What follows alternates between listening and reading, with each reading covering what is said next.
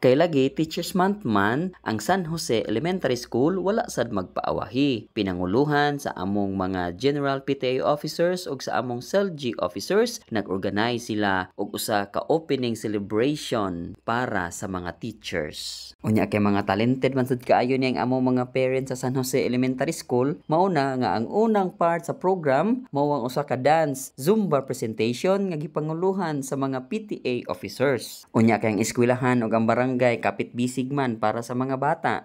Mauna nga ang among mga barangay officials present po during sa among ang opening celebration for the Teachers Month. Basta estudyante gani sa San Jose Elementary School, talented yun na. Mauna nga si Kian, usa sa mga CELG officers, nihalad og kanta para sa mga teachers. Og halad na lang pod ni para sa iyang mama, kay ang iyang mama teacher man sad. Dili pod magpaawahi ang mga CELG officers kay nihalad pud sila og usa ka sayaw para sa ilahang mga teachers. Ni kalit bitaw og taligsik padaplin hinoong mga bata.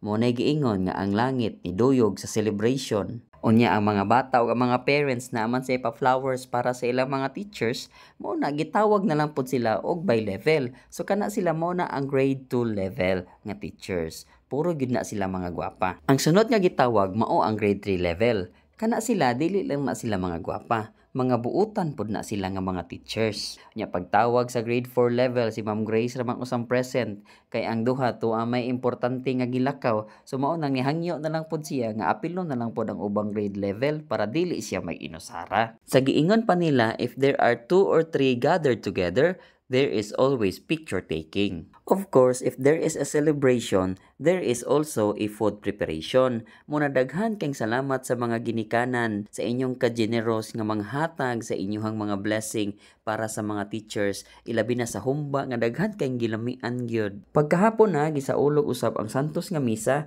isip pasalamat sa long month celebration para sa mga teachers. Muna salamat jud kaayo Ginoo sa imong kaayo bisan pa man sa mga kalisod nga among giatubang. Ang trabaho sa usa ka teacher dili gyud siya sayon, ilabi na sa pagtudlo ngadto sa kabataan.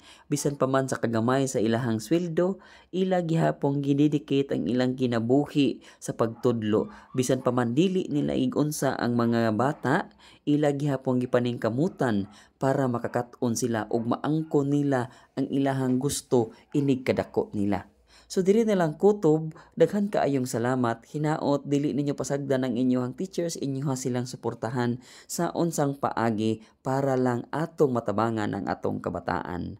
Palihog pag-share, pag-like, pag-comment ni ining atong video aron daghan pod ang makakita. Hangtod sa sunod higayon.